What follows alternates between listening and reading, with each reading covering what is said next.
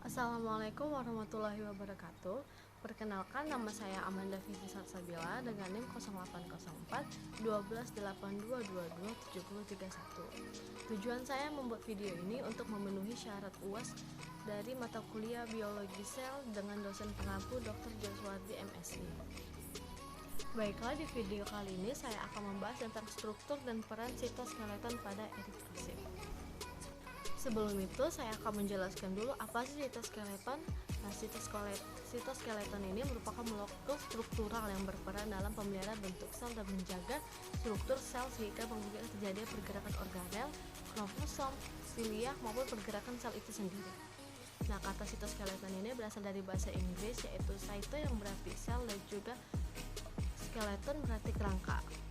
Jadi bisa disimpulkan skeleton ini adalah kerangka sel. Nah, skeleton ini merupakan filamen atau serabut protein.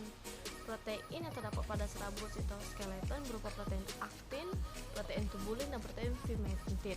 Filamen penyusun dari sitoskeleton ini dibagi menjadi 3 kelompok, yaitu mikrotubulus, mikrofilament, dan juga filamen intermediat. Oke, kemudian saya akan membahas tentang struktur dan fungsi dari sitoskeleton sendiri. Nah, sitoplasma sel eukariota mengandung sitoskeleton berupa jaringan anyaman filamen protein yang cukup rumit. Nah, sitoskeleton ini bertanggung jawab untuk mempertahankan morfologi sel tersebut. Nah, selain itu, sitoskeleton juga berpartisipasi dalam pergerakan dalam sel, baik dalam pergerakan organel-organel di dalam sitoplasma, pergerakan suatu daerah pada sel, maupun pergerakan seluruh dari sel tersebut. Pada dasarnya, seluruh sel eukariota mengandung 3 jenis komponen filamen, yaitu filamen aktin, disebut juga mikrofilamen, mikrotubulus, dan intermediate filamen. Nah, masing-masing komponen filamen tersebut itu dapat dibedakan secara biokimia maupun morfologinya melalui mikroskop elektron.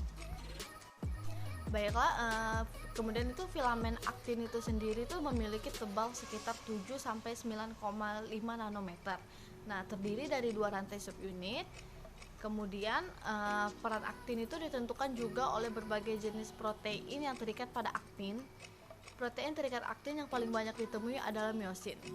Selain miosin, terdapat beberapa jenis protein yang terikat juga pada aktin, misalnya seperti aktinin, spektrin, fibrin, filamin, gelsolin, dan juga talin.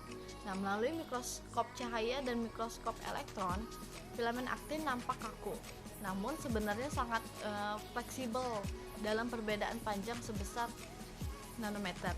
Fleksibilitas dan perubahan tersebut yang memainkan peran fisiologis dari aktin. Baiklah, dari penjabaran saya tadi dapat disimpulkan bahwa sitoskeleton itu merupakan kerangka sel yang menyokong sel, yang membantu dia pergerakan dan mempertahankan bentuk sel. Nah, sitoskeleton pada membran eritrosit ini terutama disusun oleh spektrin protein perifer yang melekat pada membran eritrosit bagian dalam yang membentuk jaringan kerangka untuk menyokong bentuk dan fleksibilitas eritrosit itu sendiri.